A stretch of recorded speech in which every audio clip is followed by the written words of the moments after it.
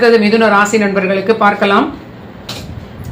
இவர்களுக்கு சந்திரன் இன்று அற்புதமான 5ஆம் வீட்டில் இருப்பது, பாக்கியஸ்தானத்தில் இருக்கக்கூடிய ராகு சாரத்தில் இருப்பது நீண்ட நாள் இவங்களுக்கு இதே பலன்களாகவே இருக்கிறது.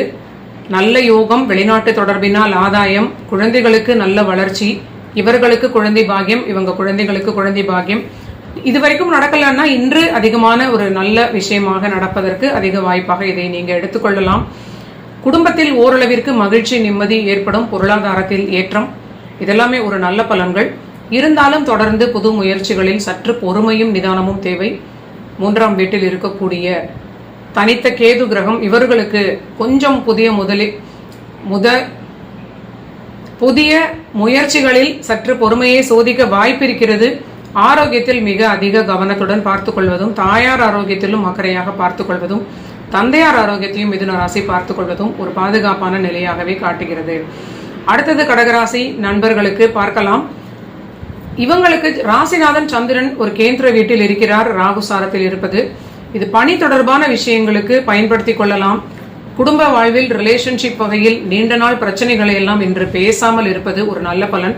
பேசினால் கண்டிப்பாக இது வாக்குவாதமாக மாறுவதற்கு வாய்ப்பிருக்கிறது.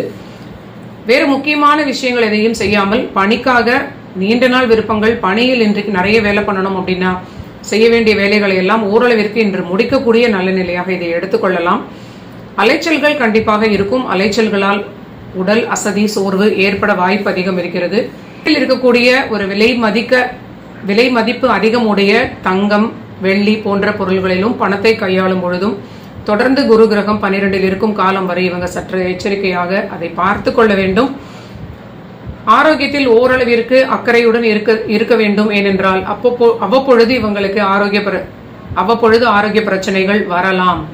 ஸோ இவங்களுக்கு கொஞ்சம் ஆரோக்கியத்தில் அதிக கவனம் தேவை. குடும்ப வாழ்விலும் விட்டுக் கொடுப்பது மிகுந்த நன்மைகளை கொடுக்கும். பணி வளர்ச்சி, தொழில் ஏற்றம், லாபம் சிறப்பாக இருக்கும். சிலர் முதலீடுகள், புதிய முதலீடுகள், வீடு வாகனம் வாங்கக்கூடிய அற்புதமான காலகட்டம் கடகராசிக்கு. அடுத்த